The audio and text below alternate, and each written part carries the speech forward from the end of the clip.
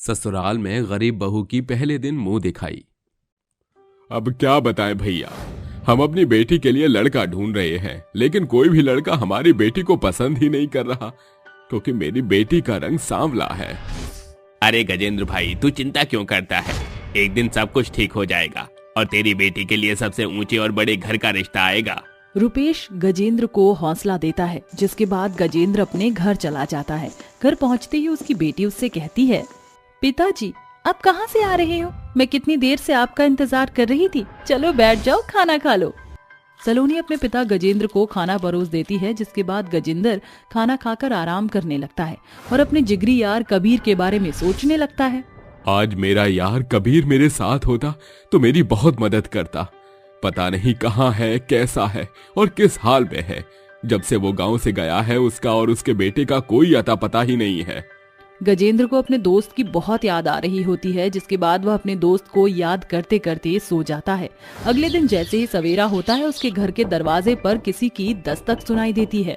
अरे सलोनी बिटिया, जरा देख तो सही, इतनी सुबह सुबह कौन आया है हमारे दरवाजे पर। जैसे ही सलोनी दरवाजा खोलती है, उसके सामने कबीर खड़ा होता है। अरे काका आप, मुझे तो यकीन ही नहीं होता कि ये आप हो।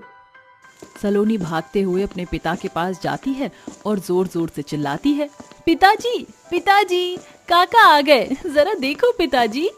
गजेंद्र जैसे ही अपने जिगरी यार को देखता है, वह खुशी के मारे फूले नहीं समाते और वह तुरंत कबीर को गले से लगा लेता है और रोते हुए कहता है, अरे कबीर, तुम कहाँ चले गए थे? तुम्हारे बिना जिंदगी मेरी अधूरी अधूरी लगने लगी। मैंने तुम्हें कितना ढूंढा था, लेकिन तुम मुझे कहीं नहीं मिले। मुझे यकीन था कि तुम एक ना एक दिन मेरे पास वापस जरूर आओगे। अब दोस्ती की है तो निभानी तो पड़ेगी ना।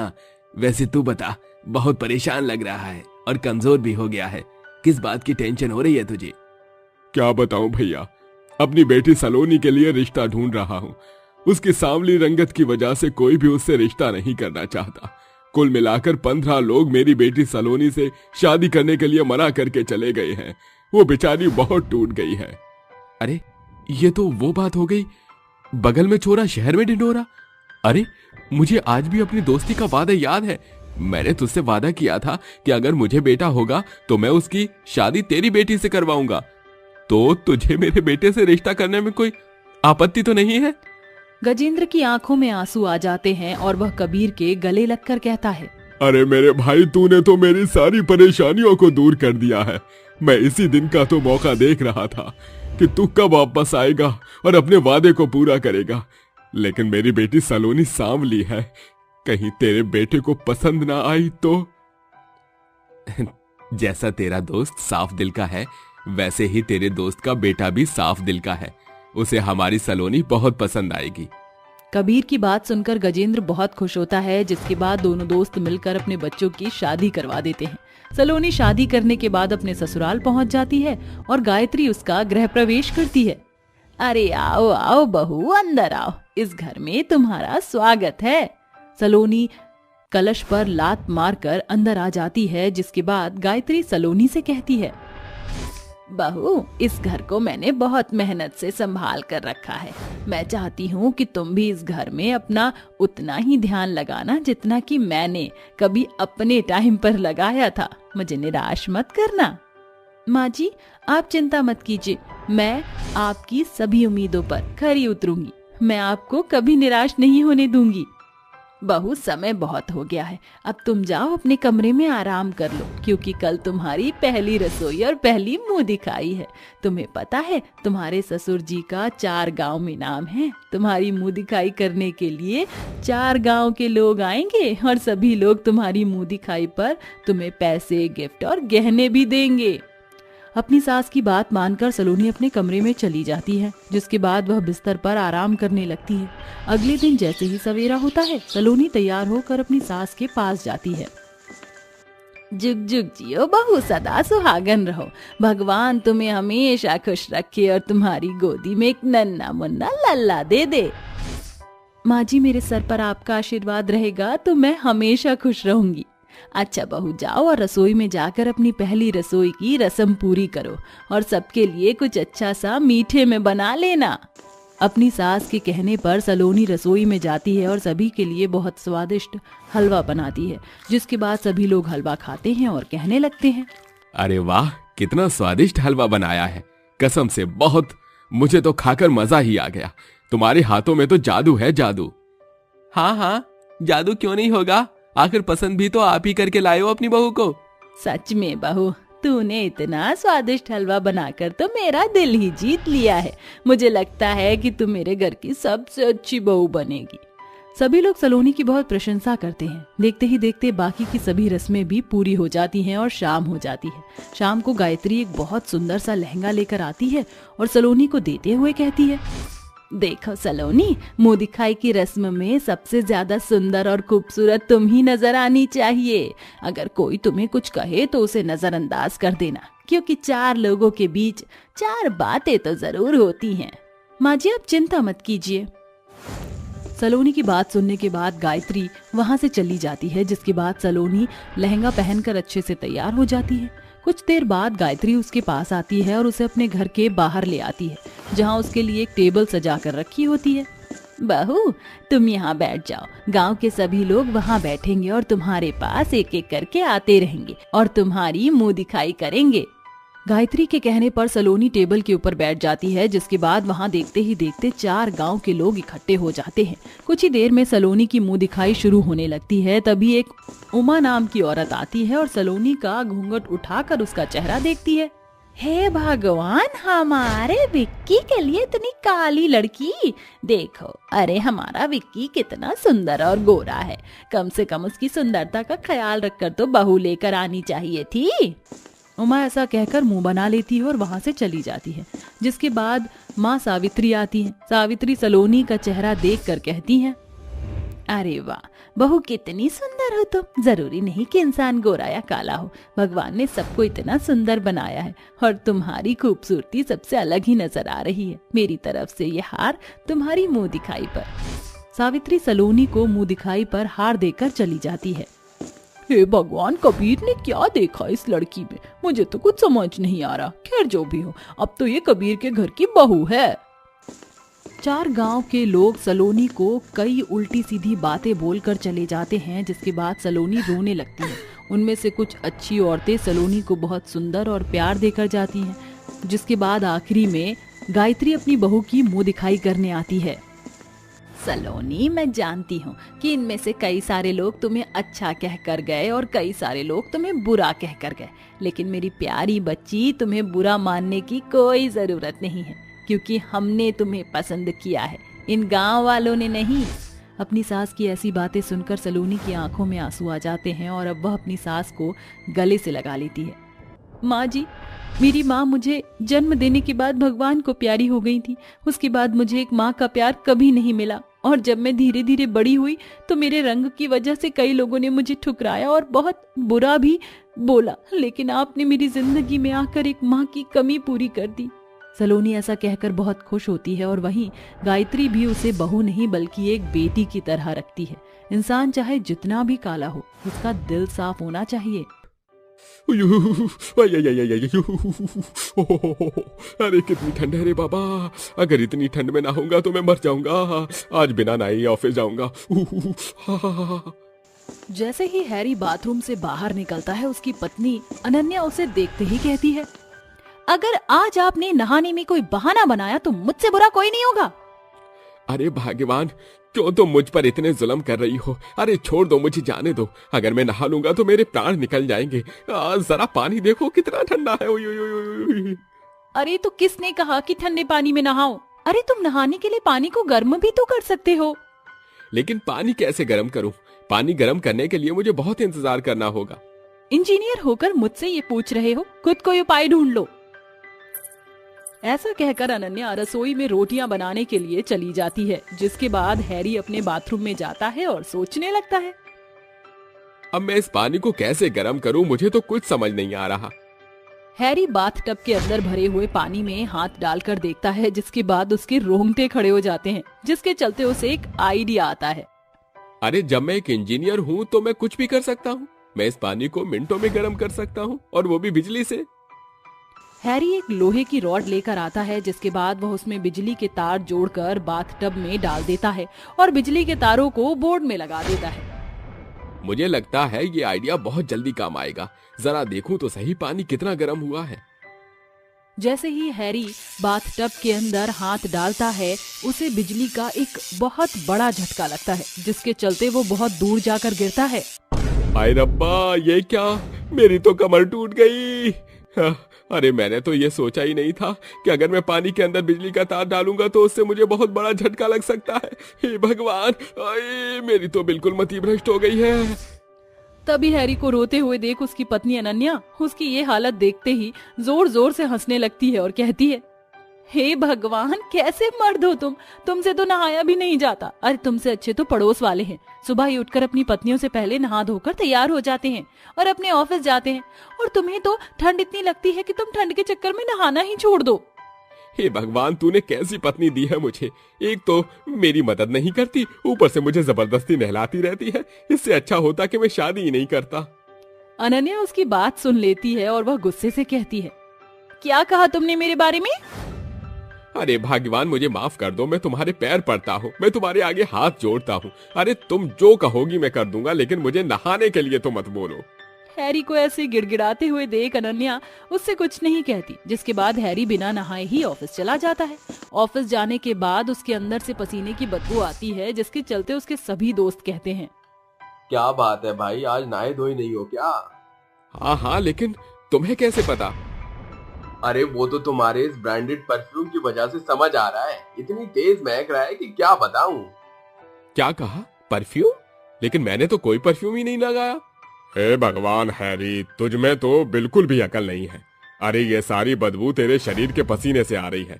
अरे एक दिन नहा लेगा तो क्या चला जाएगा तेरा। अरे अब तुम्हें क्या पता एक मर्द का दर्द। इतनी ठंड लगती है कि क्या बताऊं। जरूरी नहीं कि हर मर्द को दर्द नहीं होता, मुझको तो बहुत दर्द होता। हैरी का रोता हुआ मुंह देखकर उससे कोई कुछ नहीं कहता, जिसके बाद ऑफिस के सभी लोग अपने मुंह पर मास्क लगाकर बैठ जाते हैं। शाम होते होते जब हैरी ऑफिस से बाहर निकलता है तो वह ठंड में ठिठुरते हुए एक नदी के किनारे से गुजर रहा होता है, जहां वह कई सारे लड़कों को नहाते हुए देखता है। हे भगवान, इन लोगों को देखकर तो मुझे ही ठंड लग रही है। ये बेचारे इतनी ठंड में, और वो भी शाम के वक्त, इस नदी के किनारे कैसे नहा रहे हैं। मुझे इनके लिए कुछ करना चाहिए, आखिर मैं एक इंजीनियर हूँ। तभी हैरी को एक आइडिया आता है। वह पास में लगे हुए बिजली के खंभे के तार निकालता है और नदी में डाल देता है, जिसके चक्कर में नदी में नहा रहे सभी लड़कों को एक जोरदार करंट लगता है। अरे ये तो हैरी है। हे भगवान, ये तो खुद भी नहीं नहाता और हमें भी नहीं नहाने दे रहा। एक काम करते हैं, आज इसे पकड़कर नदी में फेंक देते हैं। कम से कम इस बहाने नहाएगा तो सही। नदी में से निकलकर सभी लड़के हैरी को पकड़ लेते हैं और उसे पकड़कर नदी के अंदर फेंक देते हैं, जिसके चलते हैरी पानी से पूरी तरह भीग जाता है और ठंड से अपने दांतों को किटकिटाने लगता है।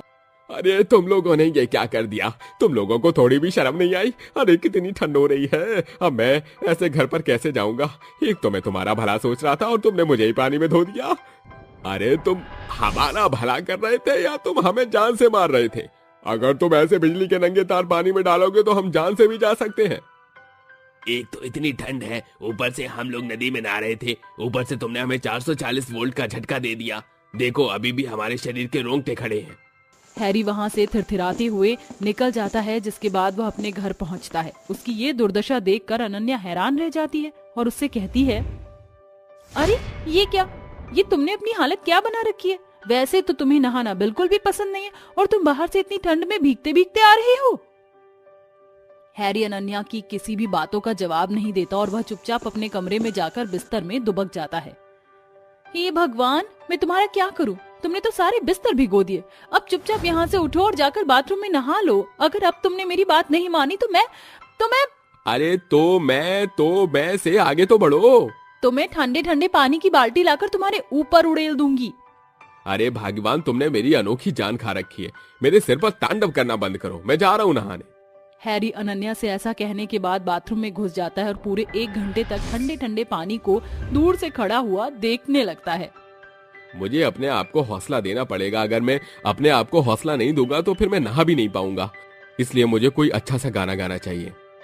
हाँ, अरे ठंडे ठंडे पानी से नहाना चाहिए, ठंडे ठंडे पानी से नहाना चाहिए, गाना आए या ना आए गाना चाहिए। हे भगवान, हौसला तो मिल नहीं रहा, ऊपर से इस गाने से और ठंड बढ़ रही है। अनन्या बाथरूम के बाहर खड़ी होकर बाथरूम का दरवाजा खटखटा कर बोलती है, अरे अब गाना ही गाते रहोगे या फिर नहाओगे भी? पता नहीं कैसा पति दिया है भगवान ने जिसे नहाने से इतना डर लगता है। अनन्या बाहर बड़बड़ाते हुए ऐसा बोल ही रही होती है कि तभी हैरी बाथरूम का दरवाजा खोलता है और अनन्या से कहता है, आज चाहे कुछ भी हो जाए मैं नहा कर ही रहूंगा, मेरे पास एक बहुत अच्छा आइडिया है। हैरी बाहर से कुछ लकड़ी और कोयले ले आता है, जिसके बाद वह उन सभी लकड़ी और कोयले को बाथ टब के नीचे लगा देता है और लकड़ियों को जला देता है, जिसके चलते धीरे धीरे बाथ टब का पानी गर्म होने लगता है। आखिरकार अब मैं अच्छे से नहा सकता हूँ। उस दिन हैरी बाथ टब के अंदर घुसकर अच्छे से नहाता है, जिसके बाद अब उसे जब भी नहाना होता है तो वह अपने बाथ टब के नीचे ही लकड़ियां और कोयले जलाकर पानी को गर्म कर लेता है और फिर नहाता। राजीव की अचानक हुई मौत ने उसकी पत्नी कावेरी को झकझोर कर रख दिया था। कावेरी की 2 बेटियां थी, इशिका और ईवा। पति की मौत के बाद बेटियों के भरण पोषण का भार कावेरी के कंधों पर आ पड़ा था। माँ, मुझे भूख लगी है, कुछ खाने को दे दो। ईवा, हमारे पास खाने को कुछ नहीं बचा, माँ भी भूखी है और हमारे पास खाना खरीदने के लिए पैसे नहीं है, हम गरीब हो गए हैं। मगर दीदी, बिना खाए तो हम मर जाएंगे। 10 साल की ईवा के मुंह से निकली बातों में उसकी मासूमियत झलक रही थी, जिसे देखकर उस मजबूर माँ का मन भर जाता है और उसकी आंखों में आंसू उतर आते हैं। इतिशा, मैं काम की तलाश में जा रही हूँ, ईवा का ख्याल रखना। कावेरी के कदम काम की खोज में निकल पड़ते हैं, मगर दिन भर भटकने के बाद भी उसे कोई काम नहीं मिलता। हर जगह हाथ पैर मारकर देख लिया, कहीं भी बात नहीं बनी। अब मैं क्या करूं? कावेरी सोच ही रही थी कि उसे अपने हाथों बनाए केक का ख्याल आता है। उसके हाथों में स्वादिष्ट केक बनाने का इल्म कूट कूट कर भरा था। क्यों ना मैं बेकरी शॉप खोल लूं? आजकल केक की बिक्री बहुत ज्यादा है, मगर इस गांव में केक का कारोबार ना के बराबर चलेगा। मुझे शहर जाना पड़ेगा। कावेरी अपने घर को बेच मिले हुए पैसे और अपनी बेटियों को लेकर शहर आकर एक बस्ती में रहने लगती है। साथ ही एक बेकरी शॉप खोल लेती है। उसके इस काम में उसकी तीनों बेटियां बढ़ चढ़कर हाथ बटाया करती थी। माँ, देखो, मैंने और ईवा ने कितना अच्छा केक बनाया है। बहुत खूब मेरी बच्चियों, मुझे तुम पर नाज है। अच्छा, मैं जाती हूँ। इतना बोलकर कावेरी केक लेकर बेकरी शॉप पर जाने के लिए निकल जाती है, मगर कावेरी मुड़कर कभी नहीं लौटती। दीदी, सूरज भी ढल गया और देखो अंधेरा हो गया। माँ क्यों नहीं आई? हाँ, बाकी दिन तो माँ आ जाती है। चलो ईवा, हम दोनों बहनें बेकरी शॉप पर चलते हैं। दोनों बहनें अपनी माँ की खोजबीन में घर से निकल जाती हैं, मगर सड़क किनारे बड़ी भीड़ देखकर वो जैसे ही वहाँ आती है, वहाँ पर उनकी माँ की लाश होती है, जिसे देखकर दोनों बहनों की आंख फटी की फटी रह जाती है और वो फूट फूट कर रोने लगती है। ऐसे ही कुछ दिन बीत जाते हैं, जिसके बाद इशिता बोलती है, मैं माँ की मेहनत जाया नहीं जाने दूंगी, इसीलिए आज से हम दोनों बहनें ही बेकरी शॉप चलाएंगी। ठीक है दीदी, वैसे भी अब घर में बनाने को कुछ भी नहीं, कम से कम केक बेचकर हम राशन तो लाएंगे। दोनों बहनें जैसे ही केक की दुकान पर पहुंचती हैं, तो दुकान का मालिक कमलेश उन्हें झड़कते हुए कहता है, अरे ओ लड़कियों, अब तुम यहाँ क्या लेने आई हो? ये बेकरी शॉप हम बहनों की है, आप यूँ अपना हक नहीं जमा सकते। दीदी, मुझे तो ये अंकल ठगी लगते हैं। बीते भर की छोकरी मेरे दुकान में खड़ी होकर मुझे ठगी कहती है। अब तुम्हें इस बेकरी शॉप से ठेंगा मिलेगा। चलो फुटो यहाँ से। नहीं, हम यहाँ से नहीं जाएंगी। बहुत ढीठ है ये लड़की, ठहर जाओ, अभी मजा चखाता हूँ। कमलेश दोनों अनाथ बहनों को बेरहमी से मार कर भगा देता है। दोनों बहनों के माथे से खून बहने लगता है और दोनों लंगड़ाती हुई एक जंगल में बैठकर रोने लगती है। माँ, पिताजी, आप हम बहनों को अनाथ क्यों करके छोड़ गए? ये दुनिया बहुत बुरी है और मतलबी है। मत रो दीदी, चुप हो जाओ। काश कि हम दोनों बहनों को बादलों पर थोड़ी जमीन मिल जाती, जहां हम बेखौफ होकर अपनी केक बेकरी शॉप खोल लेती। ये तुम कैसा ख्वाब बुन रही हो ईवा? बादलों पर केक बेकरी खोलना ये मुमकिन नहीं, क्योंकि बादल पर जाना मुमकिन नहीं। इशिता ऐसा बोल ही रही होती है कि तभी उसकी आंखों के सामने सोने से बनी सीढ़ियां चमक उठती हैं जो बादलों पर जा रही थी। ये देखकर दोनों बहनों की आंखें इठलाने लगती है और एक आवाज उन बहनों को बुलाहट देती है, इशिता, ईवा, बिना वक्त गवाए सीढ़ियों से ऊपर आ जाओ। दोनों बहनें सीढ़ियां चढ़कर बादलों पर चली जाती हैं, जिसके साथ सभी सीढ़ियां गायब हो जाती हैं और एक सुनहरे प्रकाश में उनके सामने 3 जादुई के घर बने होते हैं जिनकी नाक, आंख और मुंह होता है और सामने खड़ी एक सुंदर सी परी उनका स्वागत करते हुए कहती है, मैं वैनिला परी हूँ। इस बादलों में बसे जादुई 3 केक घर की ओर से तुम्हारा स्वागत करती हूँ। जादुई परी, आपने हमें यहाँ क्यों बुलाया है? क्योंकि मैं कई साल से इन तीनों जादुई केक घर की रखवाली कर रही थी, मगर अब मेरे जीवन के 1000 वर्ष पूरे हो गए, इसीलिए मुझे पहरुए की खोज थी और फिर मेरी नजर तुम दोनों बहनों पर पड़ी, इसलिए मैं तुम्हें इस तीनों जादुई केक घर का वारिस ठहराती हूँ। अब से तुम यहाँ रह सकती हो। अलविदा। एकाएक परी गायब होकर बादलों में घुल मिल जाती है, जिसके बाद तीनों जादुई केक घर उन बहनों को बुलाहट देती हैं। मैं हूँ चिक्की, जादुई चॉकलेट केक घर। क्या तुम मुझ में रहना चाहोगी? मैं हूँ स्ट्रॉबेरी केक घर, तुम मुझे चुनो। नहीं, तुम मुझे चुनो। देखो मैं इन दोनों केक के मुकाबले कितना बड़ा हूँ। तीनों जादुई केक को लड़ता देखकर इशिता बोलती है, तुम तीनों लड़ो मत, हम दोनों बहनें बारी बारी से तीनों घर में रहेंगी। इतना कहकर इशिता जादुई चॉकलेट केक के घर में घुस जाती है, जहाँ शान और शौकत की सभी चीजें होती हैं, जैसे कि सुंदर बेडरूम, बिस्तर, किचन और भी बहुत कुछ। अरे वाह दीदी, ये जादुई केक घर तो बड़ा ही आलीशान है। यहाँ हम सुकून से रह सकते हैं। अब तो मुझे बहुत जोरों की भूख लगी है, काश कि चॉकलेट केक खाने को मिल जाता। ईवा की अभिलाषा जानकर जादुई केक घर उसके सामने स्वाद से भरपूर खुशबूदार केक प्रकट करता है। दोनों बहनें उसे खुशमन से खाती हैं। ऐसे ही समय बीतता जाता है और वो पाइनएप्पल केक के घर में प्रवेश करती हैं। देखो दीदी, ये दूसरा जादुई केक घर तो पहले वाले से भी सुंदर है। क्या हुआ दीदी, आप यहाँ आकर खुश नहीं हुई? मैं खुश हूँ, पर काश ये केक घर हमें नए कपड़े देते तो हमें ये फटे पुराने कपड़े नहीं पहनना पड़ता। जैसे ही इशिता जादुई केक घर में अपनी इच्छा जताती है, एक सुनहरी किरण जगमगाहट के साथ उसके सामने सुंदर सुंदर कपड़ों का ढेर लग जाता है। देखो दीदी, इस दूसरे जादुई केक घर में कितने सारे कपड़े दिए हैं।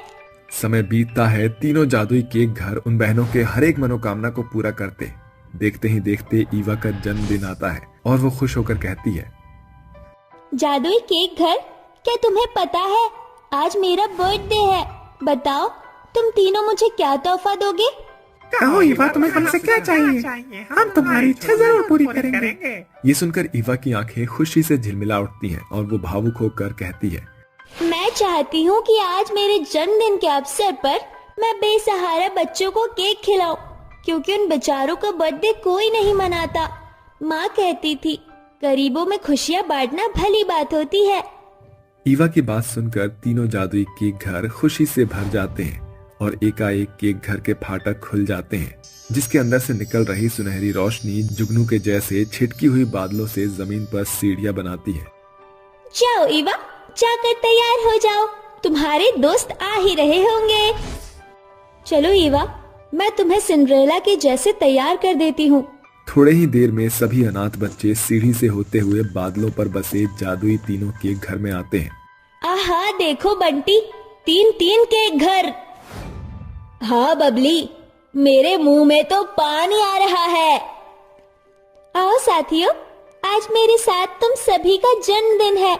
जादुई केक घर इन सभी बच्चों को जन्मदिन का केक दो। ईवा के ऐसा कहते ही तीनों जादुई केक घर का मुंह खुल जाता है और उनके घर से अलग अलग केक बच्चों के आगे आ जाते हैं, जिसके बाद सभी अनाथ बच्चे बादलों के बीच अनाथ बहनों की बदौलत अपना बर्थडे मनाते हैं। तुम्हारा शुक्रिया दोस्तों, आप दोनों बहुत अच्छी हो, क्योंकि आज तुम्हारे कारण हमने केक खाया। पर क्या अब हमें जाना होगा? नहीं, तुम बच्चों को जाने की कोई जरूरत नहीं। तुम इन जादुई केक घर में जब तक चाहो रह सकते हो। ये सुनकर सभी बच्चों का बुझा हुआ चेहरा खुशी से खिल उठता है और सभी बेसहारा बच्चे जादुई केक घरों में खुशी से रहने लगते हैं। जेठानी जी, कहाँ है मेरी कॉफी? आंखें हो तो देख लो, वहीं रखी है कॉफी। गर्म करो और गटक लो। मैं सभी के लिए नाश्ता बना रही हूँ। बिल्कुल भी नहीं, कॉफी तो मुझे आप ही गर्म करके देंगी, जैसे मैं देती हूँ। और अगर आज आपने चंटगिरी दिखाई तो क्या करोगी? मैं तुम्हारी खोखली धमकियों से डरती नहीं दीपिका, समझी? शोरगुल सुनकर भवानी देवी रसोई में आकर बोलती है, अरे क्या हो गया कमबख्तो, ये कैसा शोर शराबा मचा रखा है? सुबह सुबह जब देखो दोनों देवरानी जेठानी कुत्तों बिल्ली की तरह झगड़ती रहती हो।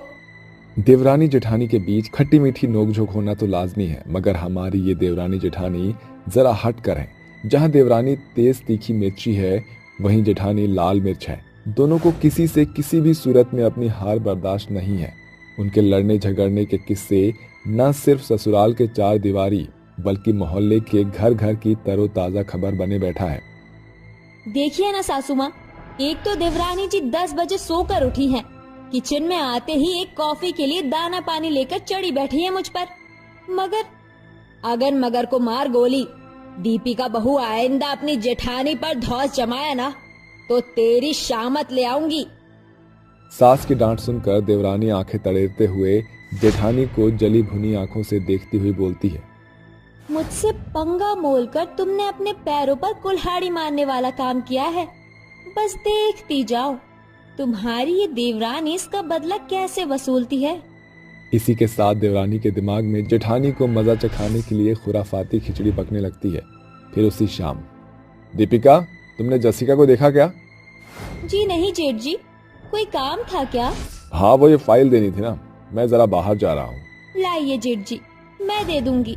आनंद वहाँ से चला जाता है और देवरानी फुसफुसाती हुई कहती है, अब ये फाइल्स ही बनेगी झगड़े की जड़, क्योंकि ये जाएगी कचरे की पेटी में। बड़ा चहेती बनती जा रही है ना मेरी जेठानी। देवरानी अपनी चंड चालाकी से अपनी जेठानी को ससुराल वालों की नजर में नीचा दिखाने के लिए फाइल्स डस्टबिन में डाल देती है। अगली सुबह, जसिका, जरा जल्दी से यहाँ आना। हाँ आनंद, कहो। दीपिका ने कल रात तुम्हें एक फाइल दी होगी, चलो जल्दी से वो दे देना। तुम्हारा दिमाग तो ठीक है आनंद, दीपिका ने मुझे कोई फाइल्स नहीं दी थी। दीपिका, दीपिका। जी जेठ जी, आपने बुलाया? तुमने जसिका को फाइल्स नहीं दी थी? हाय जेठानी जी, क्यों मुझ बेचारी देवरानी पर झूठ मूठ की तोहमत लगा रही हो? मैंने फाइल्स आपके इन्हीं दोनों हाथों में दे दिया था। अरे भेजे में भूसा भर लिया है क्या? झूठ क्यों बोल रही हो? देवरानी अपनी बात को सच साबित करने के लिए जोर जोर से चिल्लाने लगती है। हाय हाय, अरे ये दिन देखने से पहले भगवान मुझ भोली भाली देवरानी को उठा क्यों नहीं लेता? जेठ जी, मैं जेठानी के लंबे काले बालों की कसम खाकर कहती हूँ, मैंने फाइल इन्हें दी थी। दूर हट डायर, वरना मैं तेरी जुबान काट दूंगी। अरे क्यों मछली बाजार बनाकर रखा है घर को? तुम दोनों फिर हिरोशिमा नागासाकी के जैसे आमने सामने आ गई। माँ देखो, न जाने जसिका ने मेरी जरूरी फाइल्स कहाँ ट्रांसफर कर दी है, मिल ही नहीं रही है। जेठ जी, भगवान झूठ न बुलवाए, लेकिन आजकल जेठानी जी चीजों को इधर उधर रखकर भूल जाती है। साथ मिलकर खोजते हैं, मिल जाएगा। ससुराल के सभी सदस्य साथ मिलकर फाइल की खोजबीन में जुट जाते हैं। तभी दीपिका बोलती है, माँ जी, जेठ जी, जरा यहाँ नजारा तो देखिए। जेठानी जी ने कागजात को कितनी सेफ जगह रखा है, कचरे के डस्टबिन में। देवरानी की तानेबाजी सुनकर जली भुनी जेठानी अपनी देवरानी का गला पकड़कर उस पर झपटते हुए कहती है, झूठी मक्कार कही की, बहुत शौक है ना तुझे सफेद झूठ बोलने का।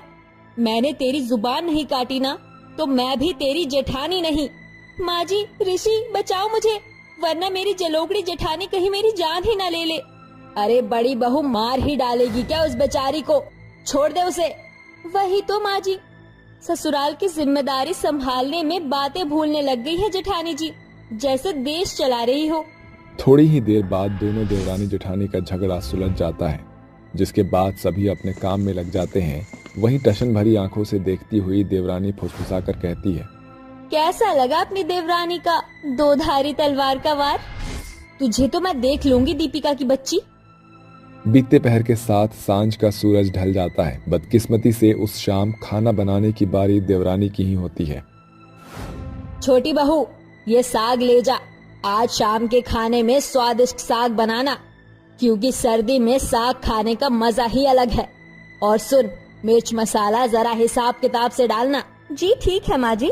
देवरानी झटपट से साग तोड़ उसे काट धोकर बनाने में जुट जाती है और घंटों की मेहनत के बाद साग बनकर तैयार हो जाता है।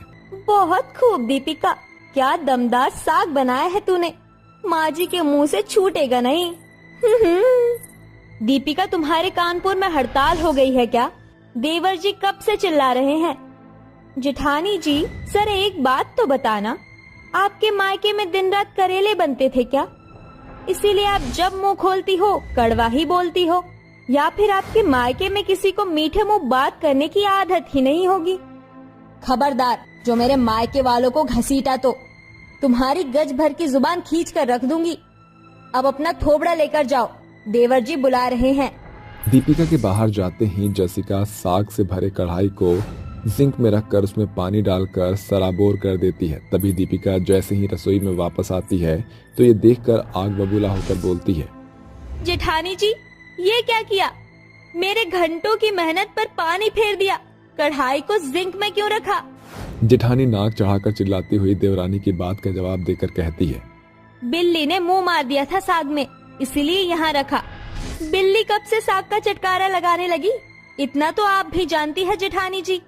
बिल्ली चूहे चटकारती है, साग का स्वाद नहीं चखती। क्यों?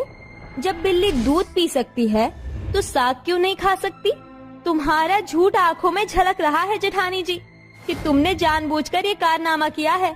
अरे इतनी जलन लेकर जहन्नुम में क्यों नहीं चली जाती? जहन्नुम में जाए मेरे दुश्मन।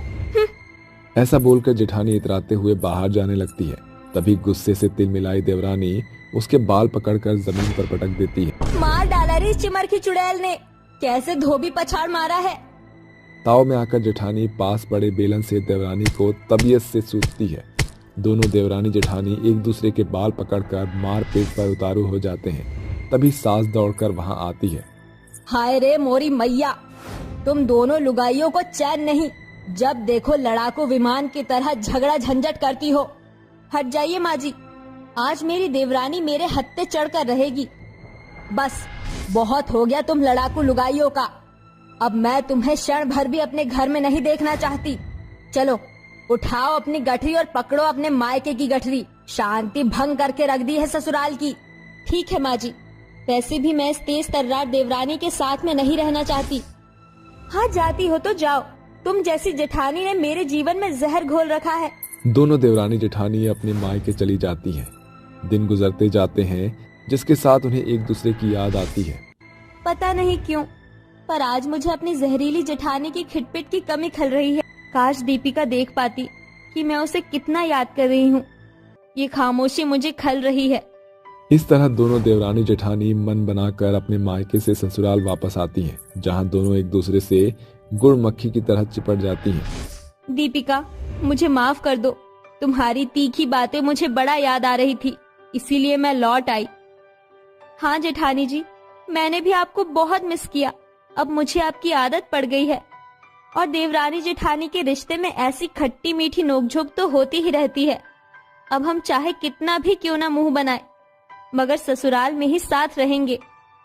अपनी लड़ाकू बहुओं के बदलते रिश्ते को देखकर सास की सूझबूझ साथ छोड़ देती है, मगर उसके चेहरे पर देवरानी जेठानी के बदले मेल मिलाप के अंदाज को देखकर खुशी थी, जिसमें सास की सारी चिंता घुल मिल चुकी थी। अरे राधिका, तुम्हारा खिलौना कितना सुंदर है, क्या तुम मुझे इससे खेलने दोगी? अरे तुम पागल हो गई हो क्या? तुम मेरे खिलौने को तोड़ दोगी। मैं तुम्हें अपना खिलौना नहीं दिखाऊंगी। जाओ यहाँ से, चली जाओ। पिंकी तू परेशान मत हो, हमारे माता पिता भी हमारे लिए ऐसा खिलौना लेकर आएंगे। चिंकी रोने लगती है और अपने भाई राजू से कहती है, भैया भैया, मुझे नहीं पता, मुझे भी ऐसा खिलौना चाहिए। अरे चिंकी, मेरी बहन जिद मत करो, हमारे माता पिता हमारे लिए भी खिलौना लेकर आएंगे, तुम थोड़ा सा सब्र तो करो।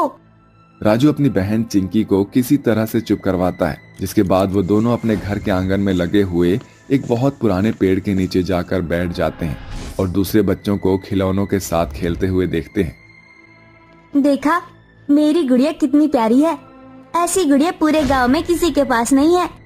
हाँ हाँ, तुम्हारी गुड़िया प्यारी तो है, लेकिन मेरी गुड़िया के पास कितने सारे कपड़े हैं। बूम बूम बूम, मेरी गाड़ी के सामने से हट जाओ, देखो मेरी गाड़ी कितनी तेजी से आ रही है। हटो हटो हटो, नहीं तो तुम्हारी गुड़ियाओं का एक्सीडेंट हो जाएगा। Boom boom boom.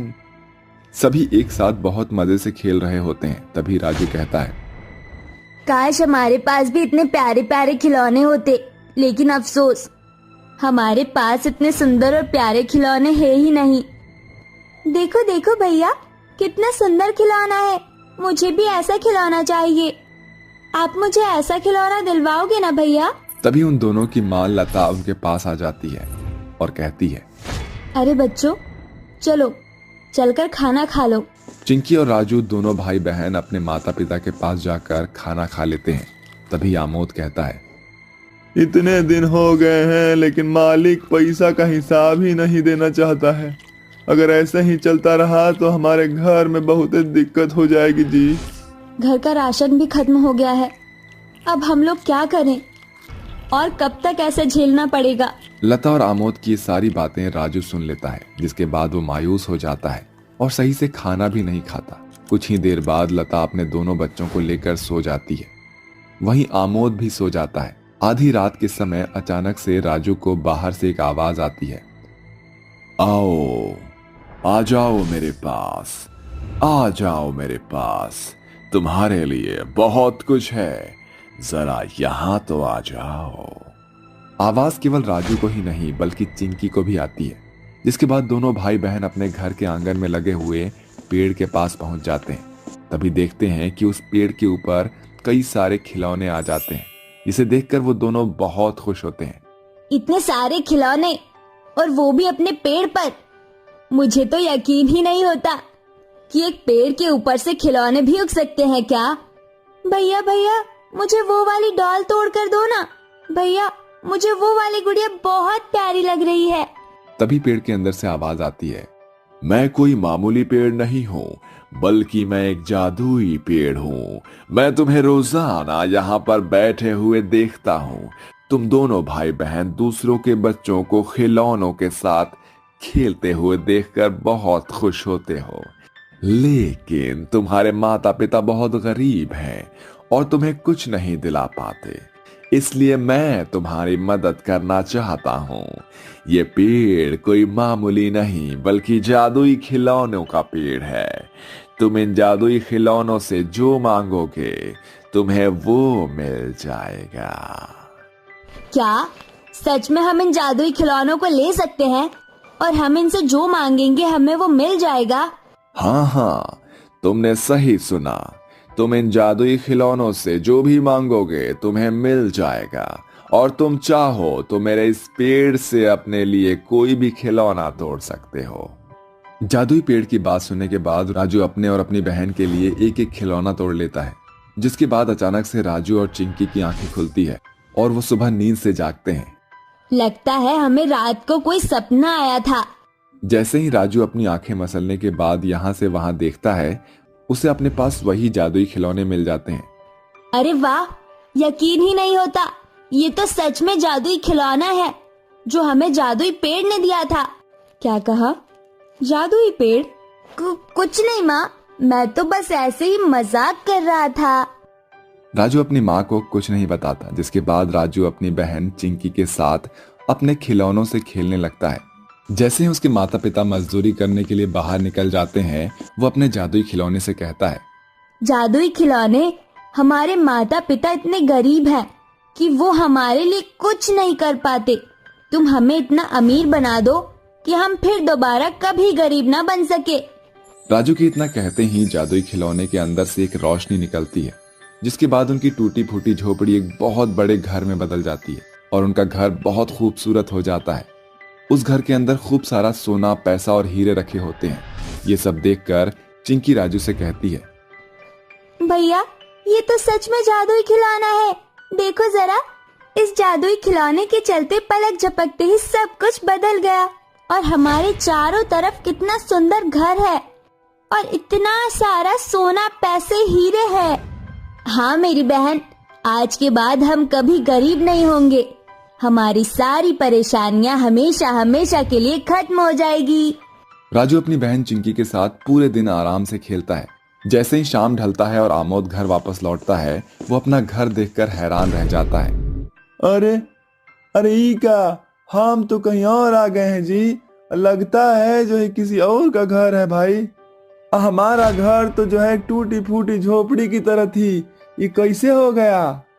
तभी घर के अंदर से राजू और चिंकी निकलकर बाहर आते हैं। माँ, पिताजी, ये हमारा ही घर है, आप अंदर तो आइए, मैं आपको सब कुछ बताता हूँ।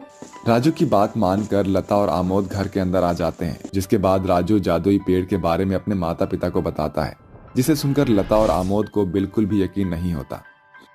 अब मुझको तो यकीन नहीं हो रहा है, ऐसे कैसे हो सकता है जी? अब भला कोई पेड़ जादुई कैसे हो सकता है? मुझे लगता है एक बार हमें बच्चों पर यकीन करना ही चाहिए। अगर आप दोनों को हमारे ऊपर यकीन करना है तो आज की रात आप दोनों देखना, हम आपको जादुई पेड़ के ऊपर जादुई खिलौने जरूर दिखाएंगे। ऐसा कहने के बाद लता और आमोद राजू की बातों पर यकीन करने लगते हैं, जिसके बाद वो सभी आराम से खाना खाते हैं और रात होने का इंतजार करने लगते हैं। जैसे ही रात होती है सभी लोग सो जाते हैं। आधी रात के समय राजू अपने माता पिता के कमरे में आता है और उन्हें नींद से जगाते हुए कहता है, माँ, पिताजी, उठ जाइए, आपको मैं कुछ दिखाना चाहता हूँ। राजू अपने माता पिता को घर के आंगन में ले आता है, जहाँ वो उस पुराने विशाल पेड़ को देखते हैं, जिसे देखते ही वो हैरान रह जाते हैं। अरे ये तो सच में एक जादुई पेड़ है, जिसके ऊपर जादुई खिलौने लगे हैं। ऐसा तो चमत्कार हमने जिंदगी में पहले कभी नहीं देखा है। ऐसा सच में तो बहुत अद्भुत पेड़ है जी। लता और आमोद भी उस जादुई पेड़ के ऊपर से जादुई खिलौने तोड़ लेते हैं, जिसके बाद वो उन जादुई खिलौनों को अपने घर में ले आते हैं। अगले दिन जैसे ही सवेरा होता है, वो दोनों उन जादुई खिलौनों को इकट्ठा करके बेचना शुरू कर देते हैं। देखते ही देखते उनके सुंदर सुंदर जादुई खिलौने गांव के सभी लोग लेना शुरू कर देते हैं और उनका काम अच्छा खासा चलने लगता है, जिसके कुछ समय बाद वो अपने खिलौनों का एक बहुत बड़ा बिजनेस खोलते हैं और एक साथ खुशी खुशी रहने लगते हैं। अब उनकी गरीबी हमेशा के लिए खत्म हो जाती है।